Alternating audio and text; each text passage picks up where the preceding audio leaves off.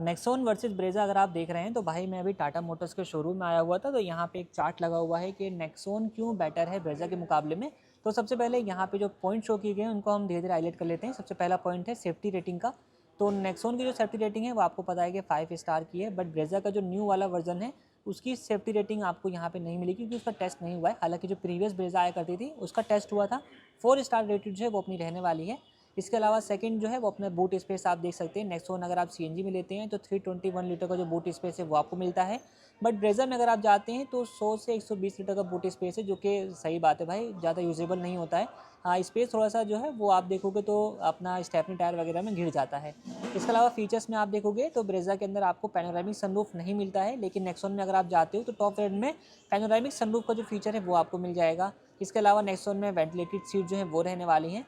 Nexon का जो touch screen है वो 10.25 इंच का रहेगा, लेकिन ब्रेज़ा के अंदर आपको 9 इंच का जो स्क्रीन साइज़ है वो मिलता है। नेक्सॉन में आपको टर्बोचार्ज इंजन है वो मिल जाता है, लेकिन ब्रेज़ा का जो इंजन है वो नेचुरली एस्पिरेटेड रहेगा। हालांकि ब्रेज़ा में 1.5 लीटर का इंजन है, 4 सिलेंडर इंजन है। नेक्सॉन में जो है 1.2 लीटर का 3 सिलेंडर टर्बोचार्ज इंजन है। स्पीकर की बात करेंगे, JBL के स्पीकर यहाँ पे मिल जाते हैं आपको सीएनजी के अंदर, बट अगर आप जाते हो ब्रेज़ा में तो ब्रेज़ा में आपको जो स्पीकर है नॉर्मल मिलते हैं। अल्केमीज आता है बट वो आता है टॉप वेरिएंट के अंदर। बाकी जो हेडलाइट है वो आपको मिल जाती हैं एलईडी हेडलाइट्स विद एनिमेशन के साथ में।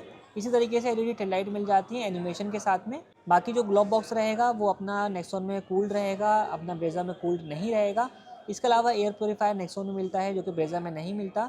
इंस्ट्रूमेंट क्लस्टर जो है वो 10 इंच का रहेगा विद नेविगेशन के साथ, जबकि ब्रेज़ा में आपको सेमी डिजिटल मिलता है, कलर्ड वाला मिलता है आई थिंक वहाँ पे। इसके अलावा एक 360 का जो फीचर है वो आपको मिल जाएगा instrument cluster and touch screen में नेक्सॉन के अंदर, लेकिन जो है अपना ब्रेज़ा के अंदर जो है 360 का ऑप्शन आता ज़रूर है, लेकिन वो टॉप मॉडल में आता है। और टॉप मॉडल जो है वो सीएनजी में नहीं आती है, ये ध्यान रखिएगा। बाकी अपना नेक्सॉन में आप देखोगे तो डायरेक्टली सीएनजी पे स्टार्ट हो जाएगी, ब्रेज़ा डायरेक्टली सीएनजी पे स्टार्ट नहीं होगी। नेक्सॉन की जो ग्राउंड क्लियरेंस है 208 mm की है और जो ब्रेज़ा की ग्राउंड क्लियरेंस है 198 mm की है। तो ये कुछ डिफरेंस हैं जो कि टाटा वालों ने हाईलाइट किए हैं नेक्सॉन और ब्रेज़ा के बीच में। बाकी ये तो इन्होंने बता दिया प्लस पॉइंट। आप हमें कमेंट सेक्शन में बताएं कि ब्रेज़ा का जो प्लस पॉइंट है वो क्या रहने वाला है।